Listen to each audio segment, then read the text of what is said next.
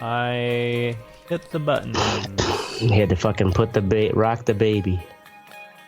Anybody got an animal?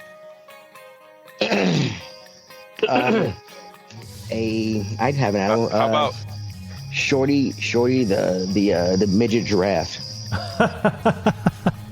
it's Right. He was born with no knees. 7 feet tall. Yeah. He's only shins. He's only shins. He's all legs, man.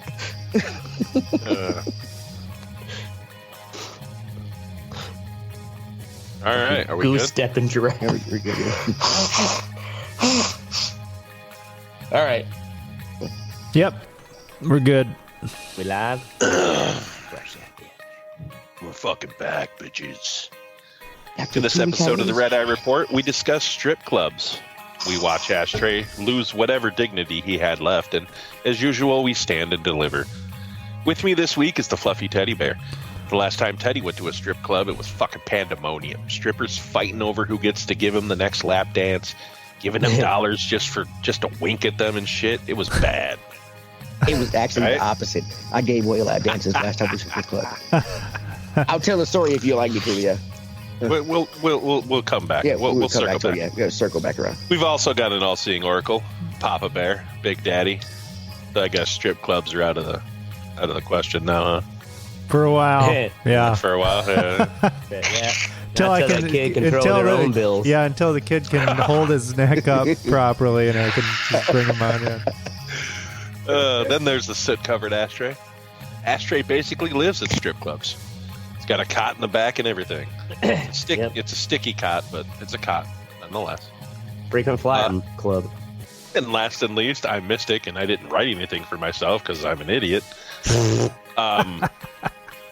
So this is the Red Eye Report. I guess. Are we still? I guess. Really? And I'm over here Put a yelling question at mark in the Ashtray. teleprompter. Like yelling at the Ashtray because I'm fucking, Get ready. fucking idiot. I'm done. Fucking Ashtray. Anyway, today we're taking a pause for the cause. Yeah. It is to benefit Shorty, the midget giraffe.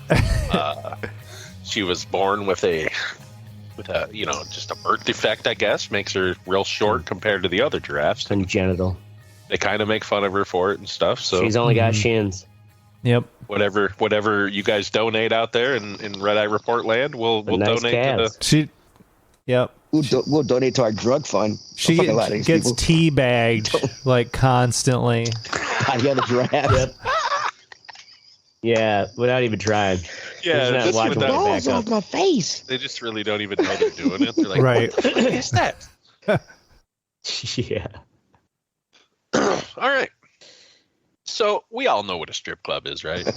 Club where Yes. strippers take their clothes off. Yep. Yep. In Wisconsin, they're fully nude.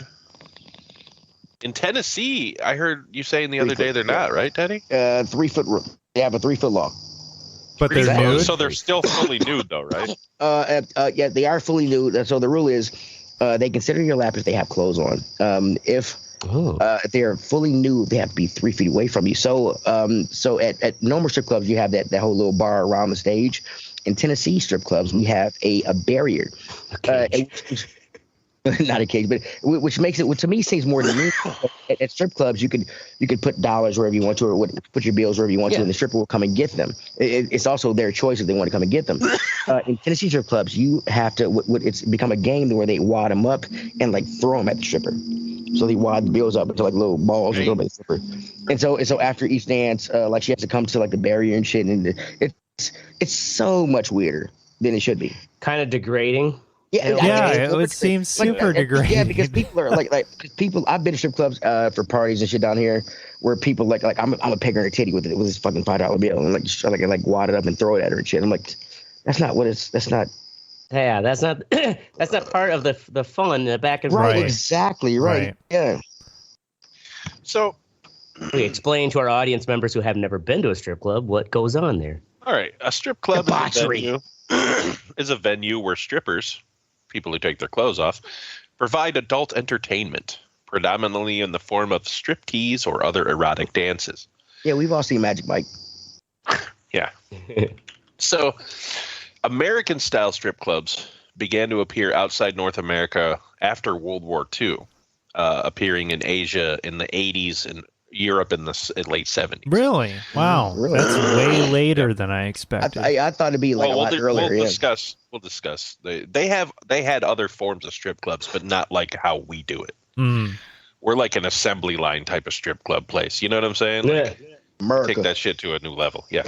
So this really blew my mind. And I was thinking of why. As of 2005, the size of the global strip club industry was estimated to be $75 billion. Damn. That's worldwide.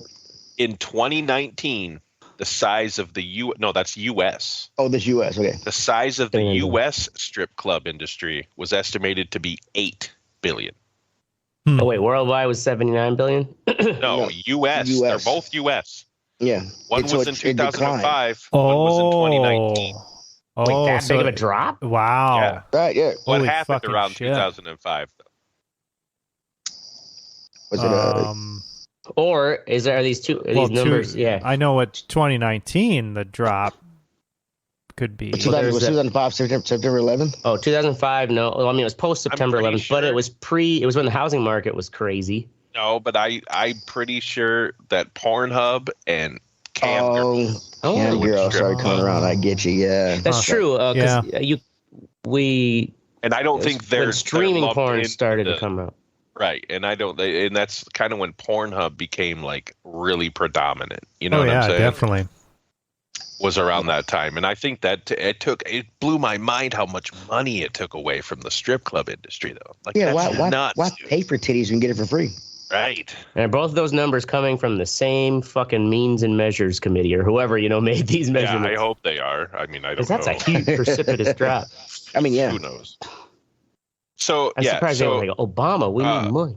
and that $8 billion as of 2019 is 19% of the total gross revenue in legal adult entertainment. So porn and all that shit. Yeah. So there's about at least 3,862 strip clubs in the United States. Okay. And like all of those are in Atlanta. Yeah, right. So the strip club, I mean, it's a big haven for organized crime. It's a cash business, you know what I mean? Like people launder money, the launder shit, like that. So I guess let's start with the history a little bit here. The term strip tease was first recorded in 1938. Though stripping, in the sense of women removing clothing to sexually excite men, goes back at least 400 years. And I'm assuming way before that, too. Right. Yeah. It's not like 400 years ago. They were like, Right. oh, wow, look what I'm sure happens the when I ancient start Greeks taking and this. shit were doing it. Yeah. They just didn't wear the clothes and just had orgies in the fucking. Yeah, because they didn't have AC. public They were just always naked. Right. So, in Gotta keep that draft 1680, going, bro. there was a comedy book written called The Soldier's Fortune, and a character in it says, "Be sure they be lewd, drunken, stripping whores." So even back then, they wanted to get hammered. I want some loose bitches. Mm-hmm. So in 1720, there's some German stripping books, I guess. So we got some French ones. In fact, the French really started to take it to a new level with Moulin Rouge and shit like that. Mm-hmm. Yeah. And there's this one passage I want to see right here. Okay, so in France, there was a gallant party of high aristocrats and opera singers, and it resorted to a small chateau where they entertained themselves with hunting, play, and music in a 3-day turn. So basically, they just went out and had a 3-day orgy. So and here's the third day, dedicated to ball and dance. Yeah, stay hydrated. Used for the finest entertainment to divert the men. Their eyes were given the opportunity to see all the pleasure nature could offer. And if the pleasant aspects of the well-shaped young lady are able to arouse the mind, one can say that our princes enjoyed all the delicacies of love. Dude. Keep in mind that's nature without shaving and also without freshness. Yeah. Yeah, right? They just They mask Yeah. themselves with olive Think oil. about it. It's so gross. I mean, yeah. Yeah. I mean, you haven't washed your pussy in fucking 5 around months. the same Jesus time, Christ. around the same time, Middle Eastern belly dancers were starting to do their thing also. In 1893, that the World's Fair in Chicago was the first time that anybody had really seen a belly dancer, and her name was Little Egypt. Oh. So, What year in the World's Fair was this? 1893. 1893. Okay. Did white men Yeah, because start the World's jacking Fair off was in essentially right there the in only front of way us? we saw what the America had the idea of the Middle East or, Right, China. Exactly. I had no idea. It's like, oh, the Middle East, it's full of sexy belly dancers. So European tradition in France during the late 19th century, Parisian shows such as Moulin Rouge and Folies, I don't know how to say that one. So basically, it featured attractive, scantily clad dancing women in tableau vivants, which is just tableau situations, basically. In this environment, an act featuring a woman slowly removing her clothes in a vain search for a flea crawling on her body was seen in 1895 and possibly filmed in 1897 by the first female director, Alice Guy. So the first film, huh? Yep. So this routine inspired French acts in theaters and brothels in other parts of the world. So in New York City, they did the same thing in 1878. The first public act of striptease in modern times is credited to Parisian theater in 1894. So that's when, like, strip clubs as we kind of know them, where they come out to dance to music and shit like that. Because the Moulin Rouge was a big, it was a show. It was a fucking burlesque show, basically. So you said that one where she was looking for the flea, that was like a movie? I think that's the how first it film, started. like a silent film. Film. It was a silent film. What's that one called? The Frisky Flea. The Kosher d'Yvette. Translates as Coucher d'Yvette. It is a clever, like, oh, where's this flea going? Oh. Okay. But then it's like, who wants to sleep with you? You got fleas, woman. Get out of here. I had a chance to go see Moulin Rouge when I was in Paris, and I didn't want to go because and my first wife was like, "Why don't you want to go?" I was like, because I want to pay this money to go see a bunch of flat-chested women dance on stage. And so some busty ones, you don't know. No, so my brother-in-law actually got caught up on stage and shit, put up on stage. They had a good time. And asked my wife how was the show. She was like, she said it was a bunch of flat-chested women dancing on stage. I was like, yeah, I told you. I told you. So, a landmark performance in 1907 of an actress called Germaine Amos, who entered dressed only in 3 very small shells. So imagine in 1907 seeing something like that. You know what I'm saying? Like, that was probably pretty fucking provocative. In the 1930s, the famous Josephine Baker danced semi-nude in the Danse Sauvage at the Folies. She was a fucking hottie. Yeah. And then by the 1960s, fully nude shows were provided at such places like Le Crazy Horse Saloon. That's actually the name of it. It's the only French word in there is le crazy. The Crazy Horse Saloon. Yeah, they just like was this stealing American. It was in Paris. Yeah, it's in Paris. It's weird. What year was this? 1960s. Oh, 1960s. Yeah.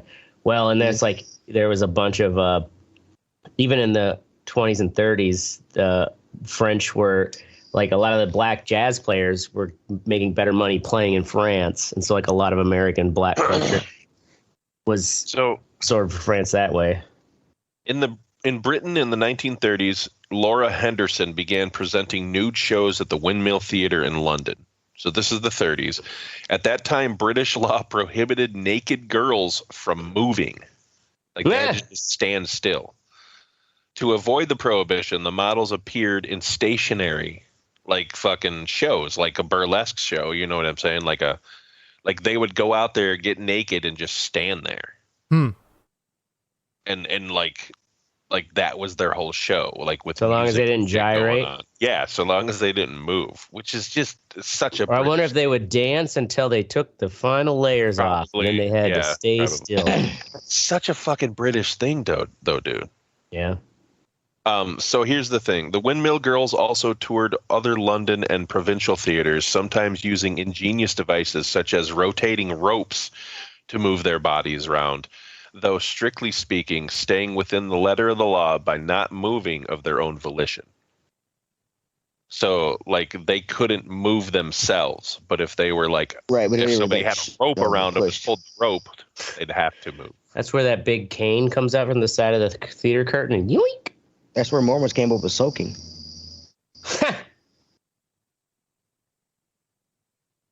So fascinating. Another example of ways that the show stayed within the law was the fan dance, in which a naked dancer's body was concealed by her fans and those of her attendants, like those, the fans that they wear, like the. And then until the end of her act, and when she posed naked for a brief interval. Oh, interval, duh. Naked for a brief interval while standing still. So basically, she danced while she was covered. Like, she was naked. They had the fans, which were, I'm assuming, partially see-through. Oh, man, I could do that. That'd be sexy. And then they took the fans away, and she had stood there for a minute, and then that was her show. Nice.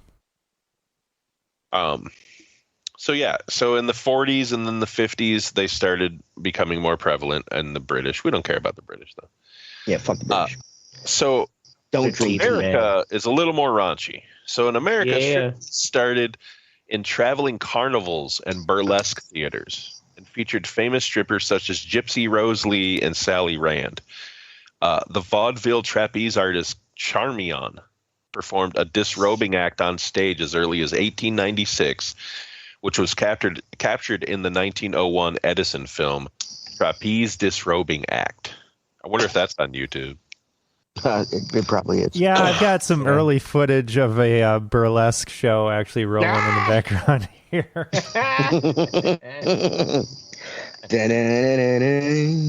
So, another milestone for modern American striptease was the possibly legendary show at Minsky's Burlesque. You ever heard of Minsky's? No, not no. You're into burlesque. Where's that at? It's in New York, 42nd Street. It's like the most famous burlesque fucking spot in the U.S. apparently. So that was opened in the 37. Yeah, burlesque theaters. Why you got Magic Mike stripping on the show? What the fuck, man? Why you got Magic Mike stripping, bro? What is this? What are you doing? You think that's Magic Mike? Oh, is that fucking? Is that a guy? Yeah, you put Ashtray playing in the background. Oh, it's Ashtray. Okay. You thought that was Magic Mike? I heard you said I had a strip thing playing in the background, and I looked at it and I'm like, that's a guy though. I want to see titties, not those titties. I want to see chick titties. Yeah, that's a pretty good compliment. I gotta say, Ashtray, you're breaking it out. Got the pasties on. Look at him go. Look at him go. Fucking yeah, I killed it. Back in the day, like Minsky's, these places were called grindhouses, named after the bump and grind entertainment on offer. So is that the original before they were like the theater houses that played the really? Yeah. So, and then the concept of strippers as we know it today, with the pole dance to music and all that shit, actually came about around 1972. Damn, that's like so it's later, a fairly new. I mean, it's only 50 years old. Like strip clubs as we know them. British Columbia followed in 78. God, I would have thought it would have been something that went back to like Prohibition days. Right. Yeah. So in the 60s, it also saw a revival of striptease in the form of topless go-go dancing, which was, just another form of stripping. So, go-go dancing is like kind of between burlesque and strip club. Right. So they got Asian in here too, Japanese. They had nude theaters around 1945. No, a nude theater, like what's that? So here's this one right here. When I don't know how to say this guy's name, he's an entrepreneur who saw Gypsy Rose Lee perform. So that was an American stripper in about the 1940s. He started his own striptease review in Tokyo. It was in 1947. The first act was titled The Birth of Venus. Each performer lasted for 15 seconds and was modest by modern standards, incorporating veils, panties, and a bra, which covered much of what 15 seconds would be shown today. Yeah, Was so it wasn't enough what time we to think go. of. Was it a strip club or a sex show? Yeah, I don't know. That's how they rolled. You barely have enough Japan. time to get your clothes off. There's no time for sex at 15 seconds. I mean, shit. You've never fucking fucked me, I guess. It's like 3 seconds, I'm done. So in the 1950s, Japanese strip shows became more sexually explicit and less dance-oriented until they were eventually simply live sex shows. Yeah, in Japan in the 50s. The strip shows in Tokyo during this time remained low-key, but Osaka and Kyoto were pushing the art of striptease in Japan into new territory. I mean, I feel like after you've had atomic bombs dropped on you, it's just like, Right. you know what? Fuck it. We're just going to do whatever the fuck. Yeah. Yeah, so basically they just turned into fucking girls masturbating on stage. Like, here's customers and peeping clubs view a female model through a hole, just like we have in the fucking adult bookstores. You know what I mean? You go watch the fucking... Yeah. I don't know if they exist. Well, I don't know what you mean, but Ashtray does. Yeah. Yeah. Put money in the fucking slot, and the fucking little thing goes up, and there's this fucking live stripper in the room on the other side. So yeah. Make sure the seat's clean before you sit down. That's about it. We're going to talk about some burlesque things now, Ashtray. Ashtray, why don't you explain what burlesque is real quick? Well, yeah, burlesque is not the same as stripping in the sense that usually with burlesque, you don't get naked, fully naked. No. But it is more of you dance to a song, and throughout the song at certain stages you take off layers of your outfit, and they have I guess Moulin Rouge was like Moulin Rouge. God, I haven't seen the movie in forever, but was it just basically kind of a theater style burlesque show? It was based on the real Moulin Rouge in Paris. Right. And you didn't go to it, but I mean, essentially though, it was like I chose not to know. Stage. I guess, I didn't realize they dragged you up there. I see why you didn't go. I actually gained more points, but I'll tell you guys after the show. But no, the whole point with burlesque is that it is more a strip tease than a strip club. Where it's about the show and not the nudity. Where strip clubs are. And it's like getting up to, it's like you tiptoe up to the line of nudity. Right. You're implying, you're not implying, but it's, it's more of and there's more, I get, like you say, there's it's more like foreplay. to the show. A lot more foreplay. And there's usually more like layers of the clothing and theatrics, like so Crucible, where that video there was where I did the amateur burlesque, and that wasn't amateur, brother. That was professional. Okay. Thank you. Nice. I had an 80-year-old lady who was like, "You were my favorite." I'm like, "Damn." You better get that gummy, bro. But I'll explain. Hold on. Victorian theatrical burlesque. It was popular between 1830s and 1890s in London. It was basically a musical theater parody in which a well-known opera, play, or ballet was adapted into a broad comic play, usually a musical play. So often risque in style, mocking the theatrical and musical conventions. Now, American were a little different. They were an offshoot of the Victorian, but they were much more. They didn't really mock popular things. They were just like shows. They would create the songs. You know what I'm saying? They were more original songs and shit like that. Yeah. Well, and it's probably also the forerunners of like the the Vegas shows, like Showgirls, where it's like it is kind of like this topless but full on like dance, right? Fucking like it's a full on production. There was production. also vaudeville too. Yeah, and camp. They were competing. Yeah, they were competing all at the same time, basically. Types of drag shows. queens came out of burlesque. If you think about it, right? Yeah, absolutely. But like the professional shows they have at the Crucible have like there's a lot more where they have full stage setups of like these fucking crazy apparatus things that they can like one is, for instance, this huge steel hula hoop, but it's hooked up to like a not a caster but a fucking bearing, it just like can spin continuously, and they can do this elaborate striptease while almost like the fucking High Life girl, in the crescent moon, like swinging in this big steel hoop. And there's a lot of there's another one where they do like, you probably seen it before. I don't know what there's a certain term, but it's like scarf dancing. It's like long silk ribbons hanging from the ceiling. And I've seen it where that. it's like they will wrap themselves up in those scarves and like climb up and then spin, and then they will like it looks like fall, I always think they were like snap their fucking neck, like if it looks like if they slip they would choke themselves. How many people are at this thing, Ashtray? Like 50, 75 people. I mean, Magic Mike. The like the night I was, it was like it was over 50 people.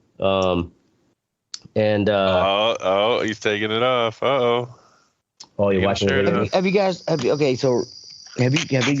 seen the videos of like the 20-foot tall strip clubs, strip poles they have in Atlanta and shit? I've seen something like that in San Diego. Yeah, I've seen the multi-layer strip poles. I've never been to one though. Stripper poles are getting like tall as shit. Well, they also stripper poles now have full like bearings, top and bottom, so they to where it's like, man, girl, how are you not throwing up? Right. Yeah. I mean, it's fucking it's become an art form. Oh yeah, definitely. It has been. Let me just like YouTube. They have classes where women will go to learn how to do strip pole shit because it's actually a workout. To holding yourself on a pole. Oh, it's gotta be. Like, I mean, yeah. It's the amount of frickin' core strength you have to have hold on to that fucking thing with your And it's legs. like a performance in itself. Like when Oracle and I and Travis went to Silk. Yep. Oracle was like, you need, of course we were all fucking drunk and stuff. It's like, you need to take me my way to show how to have a good time at a strip club. It's like, you can have a good time at a strip club if you follow some certain guidelines. I have to say, Ashtray, he's very much yes, tell us the rules, Ashtray. Right, like he's not a skis, like you see these like skeezy creeps. Like Ashtray, he's definitely got a different attitude. So what's your attitude? So like I was in as Oracle saw, that's why we're all drunk. But you're like, you need to explain like to my wife, this is how you have fun without the skeeziness, is that it's taking into account that like you appreciate the stripper for their show. For one rule is don't ever buy yourself a lap dance. If a friend buys you a lap dance, you will then have to buy him one back. But otherwise, it's like lap dances are where your money goes to die. And really, you just get yourself, 20, 40, $60 of singles at the door, and you hang out on the rail for a couple bucks for some titties in the face and some cheap shucks. And like, you just show that energy for the stripper as they're doing their show, because you'll see a lot of dudes that they kind of do this. They're like, oh, yeah. It was shocking to me how few people were actually up on the rail interacting with the girls. Like, really interacting. I disagree. It's in a positive way, because, like, this, you'll have the. I mean, you'll have the. And I've seen plenty of guys, like, there are dudes who do try to, like, they get up there, but it's like, you can't touch the stripper. Like, you got to give them that full boundary. You can vibe with their energy and like show enthusiasm, which is like what they actually want. They want to see that you're like appreciating that hard work and dance performance that they're doing. And, you know, and you put money out there. And I basically just like dance in my chair with my drink, throw singles out as they come. And like the strippers feed off that without it being weird. But you'll see dudes around you who kind of like, okay, it's like my turn. It's like, and almost like you could tell they still have weird, some sort of guilt with like, putting my dollars out. Okay, titties in the face. You know, it's like, come on, just have a little fun with it. Well, for me, it's more of a service thing. I try to tip at least every stripper like at least $10. Well, and that's generally a lot of money. The rail. That's a lot of money. Okay, but between $5 and $10. Yeah, I guess it depends on. I mean, the night that we were at Silk, how many fucking strippers do you think went through their ashtray? Oh yeah, I did that count because you remember when we went in there right away. I warned you. I'm like, there's a strong ratio. What, like 20? Right, but with it was no 24 lap girls. Dances, we don't do lap dances though. But I also don't watch fucking like 20 girls go by. No. What my point? No, like this is saying like kind of the guidelines you use to have a good time and not like waste money, but you still have to accept the fact that you are going to have to spend money. Right. Yes. But you hang out on that rail and you basically keep track of roughly how many dancers. So there was 24 dancers because what like they do at Silk, I call it the gauntlet, where they do it at 10 p.m. and midnight, where they bring all the girls come up on stage and they come out and then they do this like they cycle around the sides and then walk on out and then they start going out and start looking for people to bring back for lap dances. And it's like during that gauntlet run is like where I tallied. It's like we got 24 strippers here, and it's like I just make a mental note where it's just like, all right, we've gone around. That's why by midnight, I'm like, the second gauntlet's coming, boys. Like, might as well go home because we're just spending money on the same girls who've already cycled through once. We're not going to get any lap dances. Like, let's quit winners and head out from here. So it was 2+ hours of some good fun.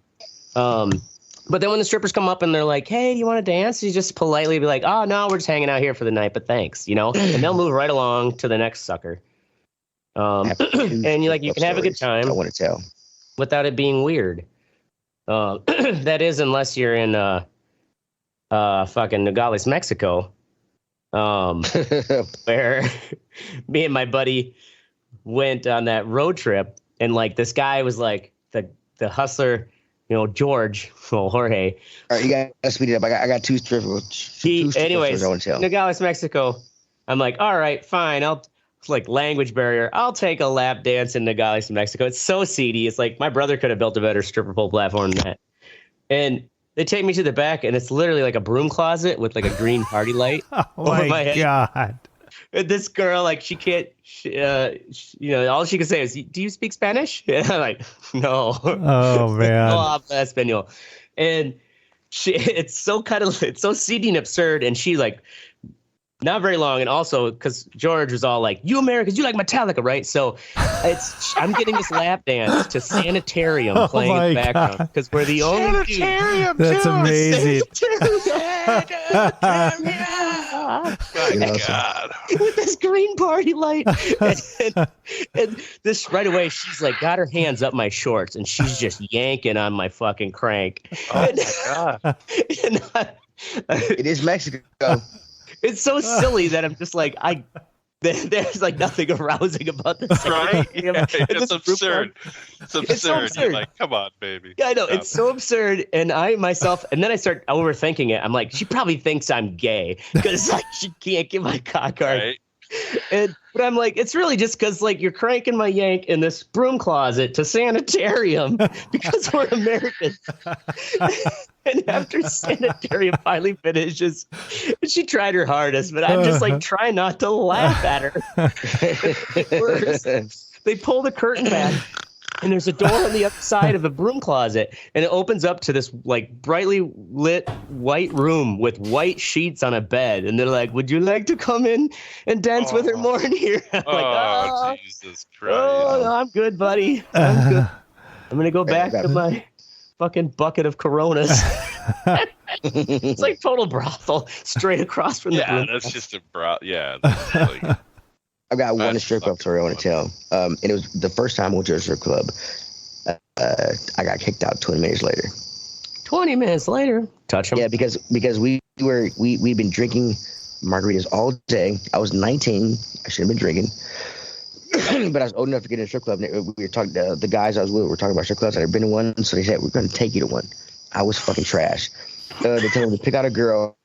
They paid me to get in. They paid for me to get in. And they said, pick out a girl. We'll get you a dance. I said, okay. I saw this big kitty white girl. I said, I want to dance from her. I get a dance from her in the champagne room. She was not springtime fresh. She rubbed everything on me. And then she goes to rub the pussy on. It was not springtime fresh. The margaritas came up. Oh my God. I asked her where the bathroom was, so I can go throw up. And she told me directions, but I didn't follow those directions. I went my own way, and I ended up in the stripper's dressing room. Oh no!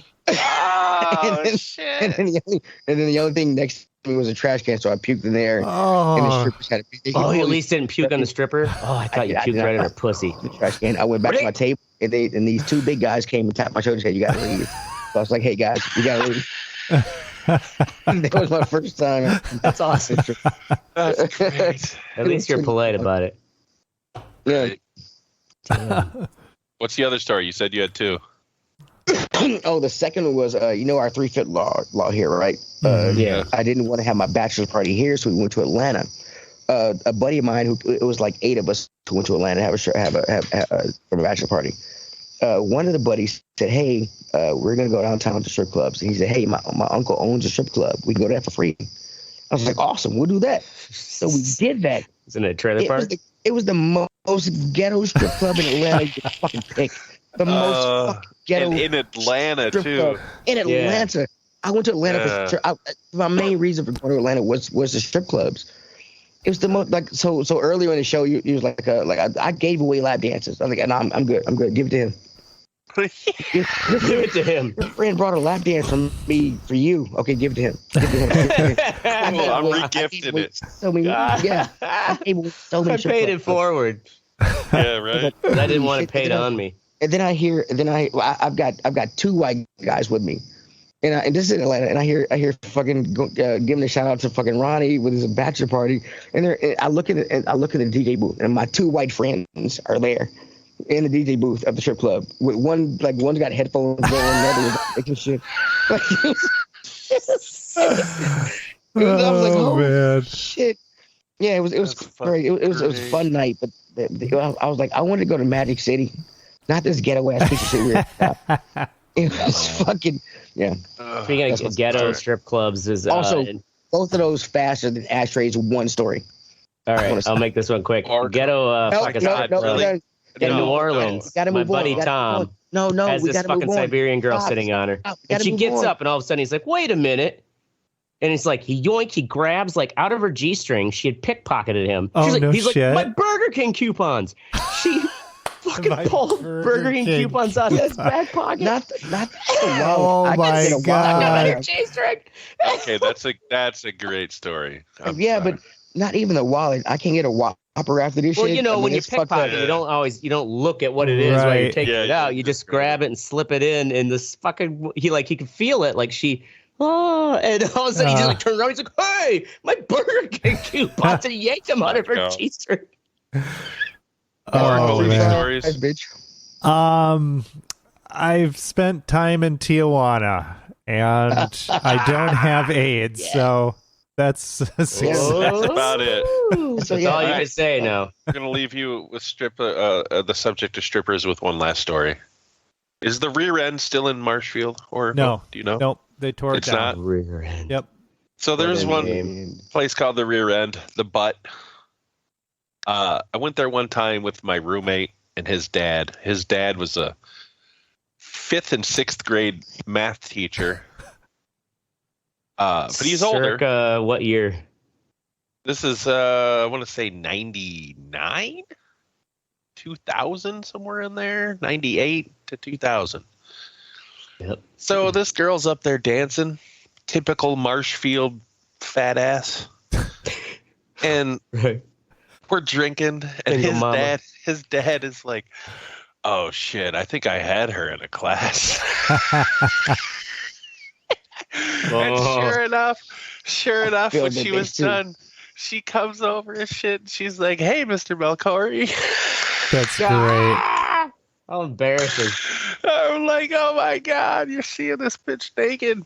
You taught her how to add." Right. I mean, Marshall is not a big place. It's what, 20,000 people. Yeah, 22,000 people or something like that. So you don't expect the kids you taught to be dancing at the fucking. You do if it's 20,000 people and there's only one strip club in town. And we barely ever went there too. That was the I went there like 3 times maybe total. Yeah, place with shithole. Have you ever been to a bring your own? Strip club? Most are bring your own after a certain hour. I've never been to one like Nashville? that. Oh yeah, in Nashville, like most are bring your own after an hour. But the fucked up part about it is you have to pay for what you bring in. If you bring in, you have to pay an extra fee for what you bring in. What the Based fuck? on how much you bring in, it's like the more you bring in, so if you bring in like 2 or 3 cases, you have to pay your entry fee plus the cases you're bringing in because you're not gonna buy them. But that's some serious bullshit. I mean, the bring your own I've been to where. It was just like there was a cover fee. Usually it was like $20. We have to move on. Yeah, we have to move on. Yeah. Spend 46 minutes talking about strip clubs. Yeah, great topic. Because they're fun. Now we're moving on to surprised we haven't talked about it sooner. Shut up. This is where we tell you what's sexy. Oracle Backbone 1. Backbone 1. So I was considering getting a Steam Deck, but I don't know. It kind of felt like it wasn't exact. Oh, no. Because I've got almost 500 games. No, you can buy a refurb one now. Right. I have almost 500 Steam games, so I wanted a Steam Deck is just a handheld version or something you can play those games on, right? Right. Yes, so a Steam Deck actually PC. will play the games locally on it. Think of it like a Switch, but it's like a little PC. Yeah, PC, yes. But I was looking into it. Mystic was talking about streaming the Xbox Live stuff, and so I got a Backbone, which you can get for $100. For $100.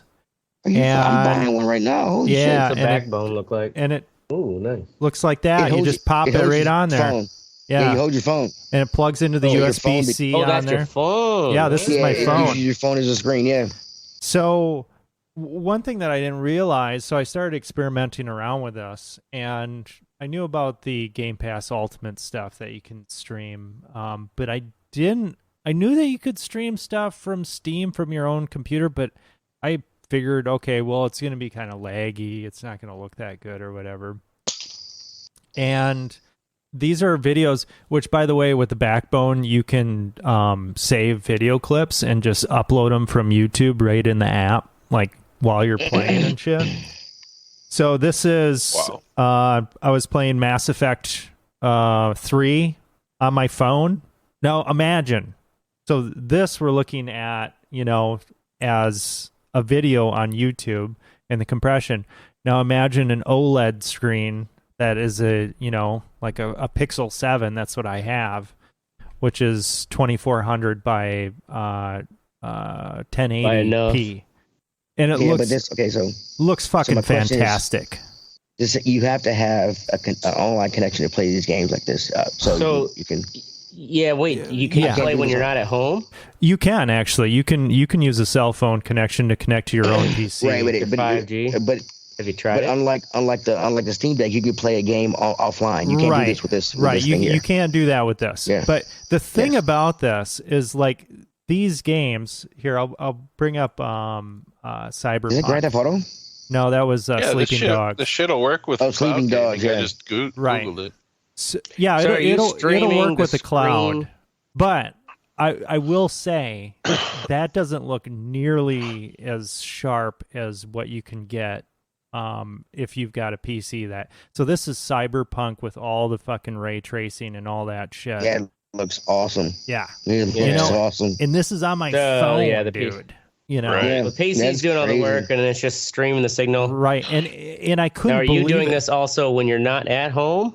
Or are you doing this over your own local Wi-Fi? I'm doing it on my own Wi-Fi. I have tried it through Cell, and it wasn't as good, but it was able to do it. Now, let me ask you: do you have to have? Is it cloud-based, or do you have to have your PC on? PC on. Well, I'm actually playing the games from my PC. My PC needs to be on. Have you tried? Okay, I got it. Have you tried it strictly cloud-based? Yes, I have tried it strictly cloud-based, and I will say that I cannot. I can't get games that look this sharp. Yeah. It'll be less, but I wonder how well it works, because that's the same concept as the cloud gaming on Xbox. And, and I feel that works really well. Yeah, it definitely works well in terms. Like I tried Grand Theft Auto 5, and it plays well and everything. It just doesn't have that that pop that you can get. And you can customize, the graphics and things on your own. That's really PC. cool that you can play it that with those graphics on your phone look fucking awesome, man. Right. And when you see it in person, you're just like, holy fucking shit! Like now, could you do it with a tablet too? Even? Oh yeah, you could definitely do it with a tablet. So, do they make the backbone for the tablet? Is the backbone wide enough? Well, that's a good question. I'm not sure. I wonder if they do that, because I'll fucking get one for my tablet. From looking at it. If you shade off the bottom of the you got to get a PC that does the work. So I don't think looking at the backbone here though. Let me pull this off. I mean, as long as it could go wide enough, I don't think there's a limiting.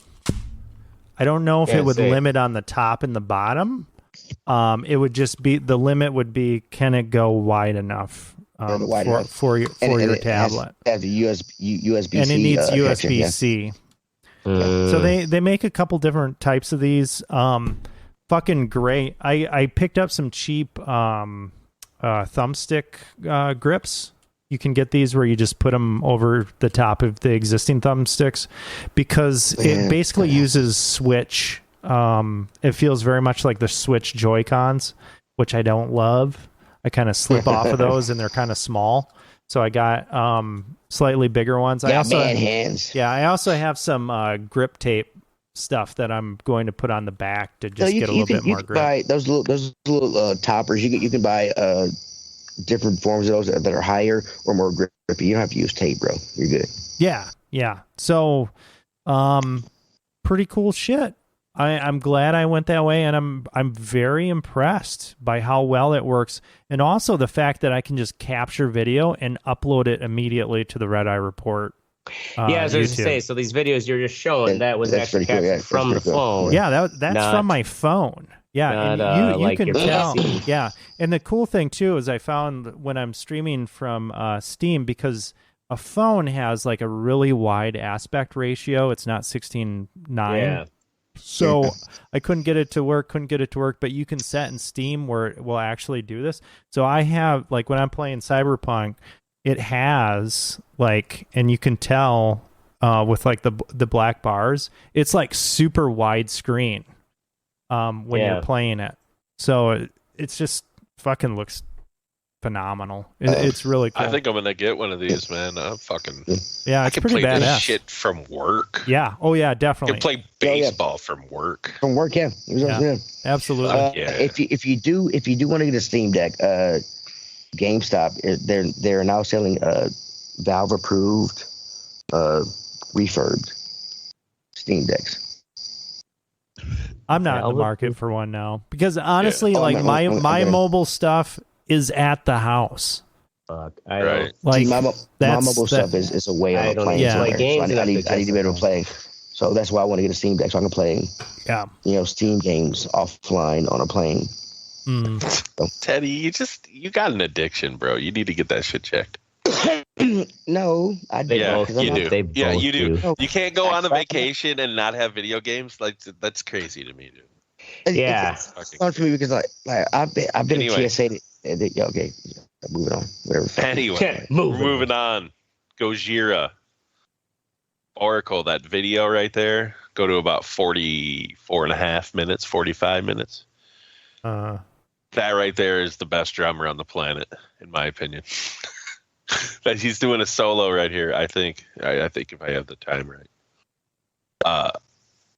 they're just so fucking good live, and it's from Red Rocks Amphitheater. Yeah, especially and it just looks fucking amazing, man. They got Denzel Washington as part of the band. That's awesome. There was an advertisement. Watch the Equalizer. Yeah, I'm trying to. There we go. Here, let's. I got it playing. Hold on.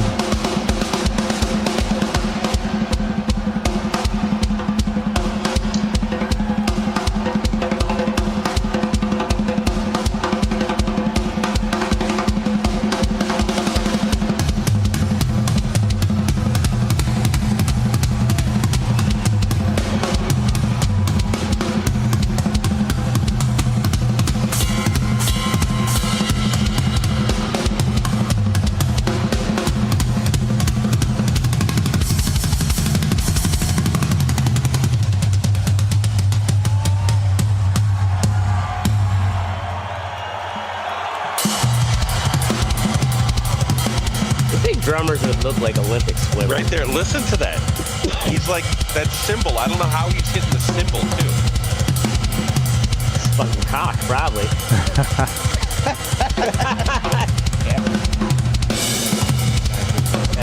So much. Anyway, you don't have to play it off. It's just the dude is fucking amazing. The whole band is amazing. What's his name? Mario Duplanter. The name of the band is Gojira. They're from France. Yeah. Pretty big in Europe. I don't know that they're huge over here. I mean, they're selling out Red Rocks, but that's not really a big feat. Not a big deal. Highly respected, I think, in the metal. Oh, absolutely, yeah. Community, you know. More progressive, you know. It's not death metal like I normally listen to. So it's just a good show. Like you don't even have to know their music to just fucking chill and watch that show. It's fucking great. So yeah. That's it. Now we're moving on to Teddy, Final Fantasy 14. Final Fantasy 14, an MMORPG that came out a long time ago. It was a PlayStation exclusive. Oh yeah. It will now come to the Xbox in spring of 2024. I love RPGs. I've played almost every Final Fantasy game. Actually, I played everyone except for 2, actually. So, yeah, it's one of my favorite series, and I have played the MMO on PS4, and just Xbox is my first system, and now that it's coming to it, I'm just so excited. Such so a happy. beautiful circle. It's come full round. Yes. Yeah. Full circle. So this is an MMO, and what system did this come out for? PlayStation. It was exclusive for like a decade. This game? Which PS? PS3? 2? PS3, PS4, and now it's on PS5. PS3. Damn. So this has been around for a while. For a while. But it's your favorite? Also, it's not my favorite.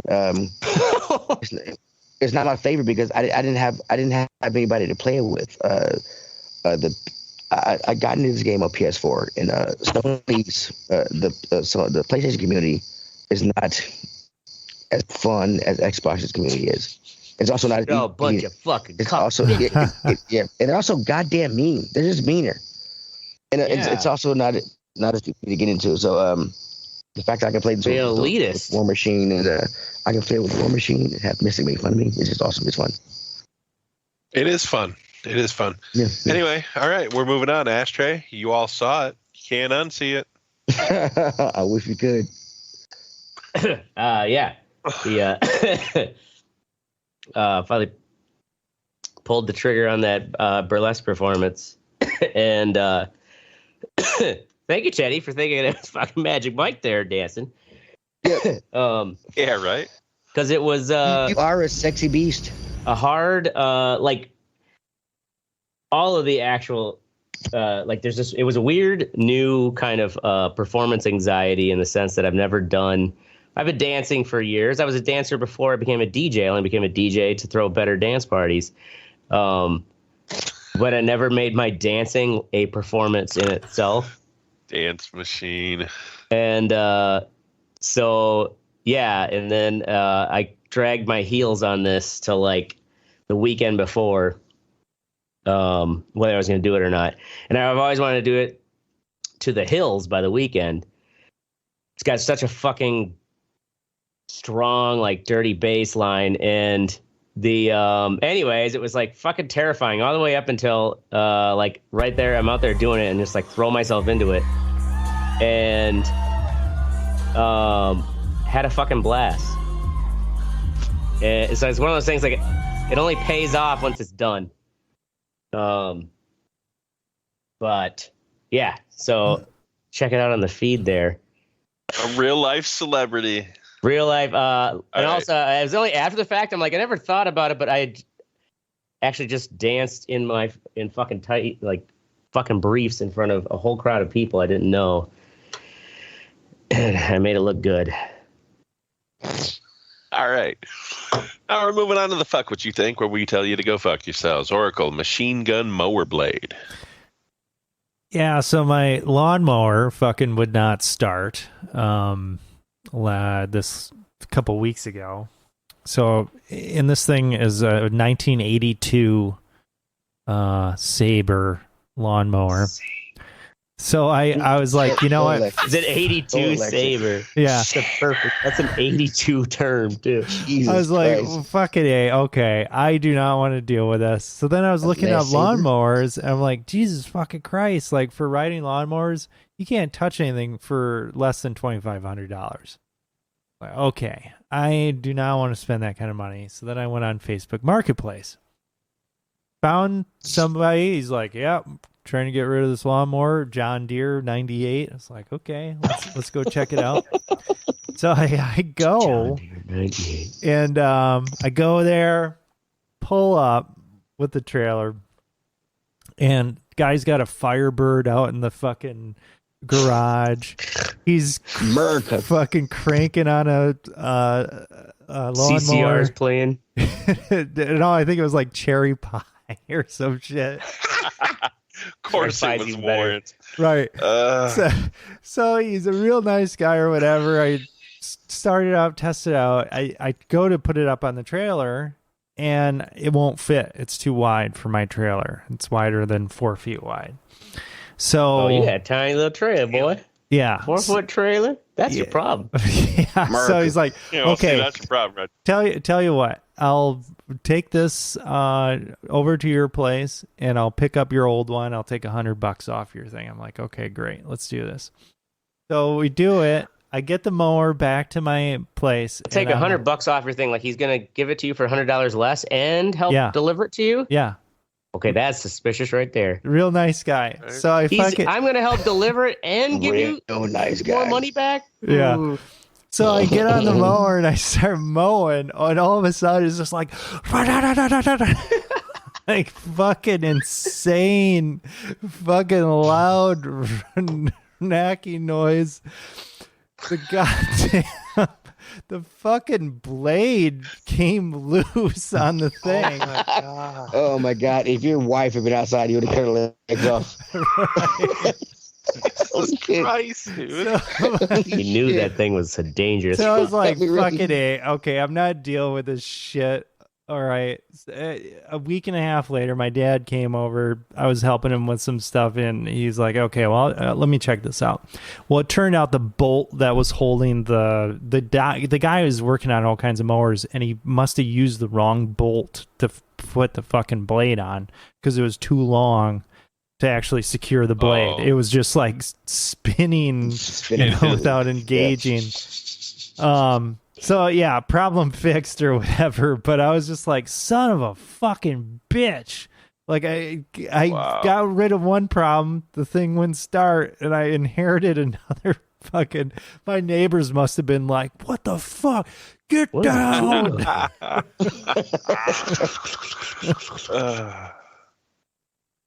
That's crazy. Funny. All right. Yep. Now we're moving on to me. My fuck what you think is the Kenosha police. Like, I know there's fucked up cops everywhere, but these guys seem to just keep fucking with black people. Like, yeah, because and it's a tiny ass city. We're dangerous, guys. I know you are, and I know they're scared. You know, they're scared white guys. Dixie will take your white girls. They need to understand. So the most recent incident is a gentleman at an Applebee's in Kenosha, fine upstanding eating establishment, was hanging out with his infant, holding his infant, and cops come in there, fucking think that he's this guy involved in a hit and run, because all black people look alike, and they fucking try to throw him to the ground, like he somehow fucking gets this, like one of the fucking employees just takes the kid, his infant. Yeah, and like throws him on the ground, and then like while he's on the ground and they're cuffing him, like one cop is like kidney punching him and shit. Oh yeah, this is after it. Fuck yes, that's right. Damn, like dude. Yeah, look at him. Look at him. Holy fuck! His hands are behind his back. Yeah. That fucking cop's wife is probably cheating on him or something. He's like taking on. What are all these cops with their fucked up, shitty lives? They take all their anger out. What's the danger there? I mean, yeah. There was no danger. There was like 10, 15 punches right there. He's punching the guy who's sleeping with his wife. Yeah. Damn, it's unfortunate that guy. Yeah, and it turns out the dude wasn't even involved in it because, you know, who fucking runs somebody over and then goes eat it at a fucking Applebee's? Right. Right. Like, holy shit, guys. Now, is this one of the body cams? I'm assuming? No, I think somebody was filming this. It's Applebee's. Everybody. Other person, yeah. Honey, they're beating some black guy just as being served. How stupid. Well, now, this person that they were looking for, did he kill a fucking cop or something? You know, like what? No, I don't even know. I have no idea what it was for. Like, it's kind of like if they are like, this is the guy, you know, like he fucking murdered Terry. God. No, Terry used to give the fucking best handies in the police shower. So I don't even know. It was just a hit and run of some sort. Might have just been some hit and run where you just fucking hit a car and wow, took off.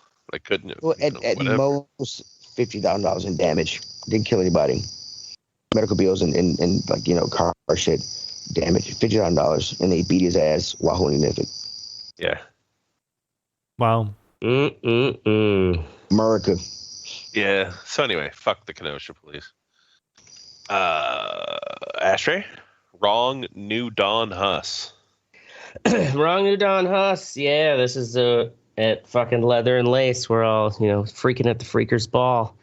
And thought this chick looked just like this other go-go girl dancer who seen her around the club, whatever, talked after met her at officially through the burlesque show. And so, but you know how these crazy fucking chicks are, that it's like every weekend they look completely different. Like their hair's a different color, their makeup's all like fucking whatever, you know, like they're all over the place. So anyways, I was like, I just went, hey, are you Felix? And she just went, ew, gross. What? No. And like shoved me. Was Felix a pervert or some shit? Well, it's like obvious that she knows who Felix is.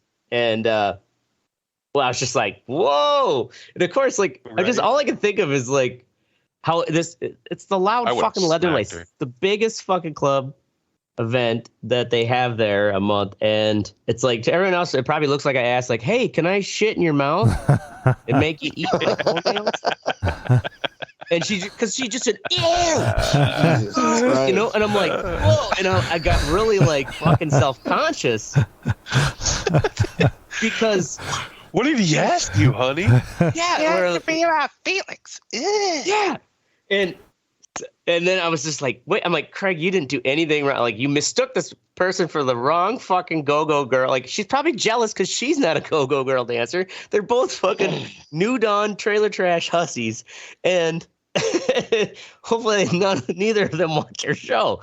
But I was just, fuck it, I'm just gonna keep dancing right here. Her boyfriend had to drag her away because she's like shoving at me and still making this. That's fucking gross. Because I was like, what? Well, what's your name? I can't remember what her name was. It was just like so like, oh my god, you made such a fucking stink. Maybe she misheard you. Like maybe, I don't know. Well, I was like, who? Well, I'm like, what's your name? Yeah, you know, maybe she thought you asked her if you could smell her pussy or something. Whatever she miss your, are you Felix? That's my question. Instead of, I could have been like, what's your name? Do I know you? No, it was like, are you Felix? And it just like reaction was like, she knew who I was talking about. Mm-hmm. Yeah. It was just like, so you think like maybe like a jealousy thing? Well, maybe not jealousy, but like whatever, like she doesn't want to be associated. She doesn't like Felix. She does not like Felix, and she doesn't want anyone thinking and mistaking her for Felix, even though they're both like these short, kind of New Dawn hussy, like alt girls. I don't know what a New Dawn hussy New Dawn is. hussy. Like, you keep saying this like New it's Dawn, Far Cry, the like the cyberpunk kind of like goth, future goth. It's all an amalgamation. Again, I know the words you're saying. I just don't understand. They don't make sense together. Okay, if you go check out, so does it look like any chick at Electric Forest? Yeah. Right here. Okay. The cyberpunk fucking thing, like that kind of thing. Yeah, that kind of works. Like they're in like full alt gear. They've got weird face paint on. It's leather and lace where everybody's dolled up to a certain degree. And if you think you might be like a little too like over the top, there's people that are 2-3 times over the top you. So don't worry about it. Let me ask you a question. Can I wear sweatpants to this one? You totally could. Nice. You could wear sweatpants. Some people will come in like just with a regular, they look like with a nice fucking suit. Do it. But yeah, this wear a chick, bathrobe and sweatpants, motherfucker. I don't give a shit. She's just like, she knew who I thought I mistook her for. Felix, you disgusting Felix, yeah. Felix is obviously a hussy to be jealous of. Felix, the fuck boy. Well, she's one of those people like, she's been DMing me like, hey, how's your day? What's up? It's like, well, yeah, I'm working on this thing. And it's just like, whatever. There's like no real conversation there. But it's like, well, why are you chatting with me? Whatever. But right. I don't know what this conversation is anymore. Let's move on. Teddy. Was something. Hussies are bad. Okay, so we have postponed for 2 weeks. This happened July 17th. 2 activists for climate change, for the a group New Generation in Germany, blew themselves 2 runways, one in Hamburg, the other in Dusseldorf. But they did it. Photos of it. I put a photo in the Facebook chat that we have. All right. So you can pull it up. Let me pull it up. They did it with a concrete epoxy mix. Oh damn. Oof. They're not fucking around. Ooh, that doesn't look good. That's problem right there. Ooh. So I've looked for results of this. I haven't found it yet. If you guys want to look now, you can and do a better search than I can. So at the time when I found this story, it was the only recourse they had really was amputation, because the mix they had, the epoxy when it mixes. I mean, it's stuck so tight. They leave flights for a few hours, but it looks like they basically decided, well, to get them to the hospital, we have to jackhammer around their hands. Yeah, which was going to take the whole runway out for a while. Right. Wow. Yeah. So and then in the hospital, the doctors are probably like, what are we going to jackhammer this block? We're just gonna chop their hand off. Give me an axe. It's not like there's like something you can. Oh, we got this chemical that dissolves cement. And where was this? It also dissolves hands. This was in Germany. Oh, two airports, Dusseldorf and Hamburg. Yeah, I'm surprised they didn't just chop their fucking hand off on the runway. That still would be a slight speed bump. That's it. Well, I'm just saying, it's Germany. They're so efficient and shit. They're just like, this is all I see. I just chop like this. Chop and blocking. They don't die, They die. They don't die. I don't know. Yeah. Anyway, is that it? Terrible German accent. That's it. Yeah. It was pretty bad. In all seriousness, go fuck yourself, Kenosha. That's our show. We're going to be here every Thursday night at 10 p.m. Central. Make sure you join the conversation at theredeyereport.com or facebook.com/The Red Eye Report. You can also twiddle. No, you can't. Like us, share us, or fuck us. We're down for whatever. I'm Mystic. I'm Oracle. This is Ashtray. And I'm Teddy. And this is the Red Eye Report.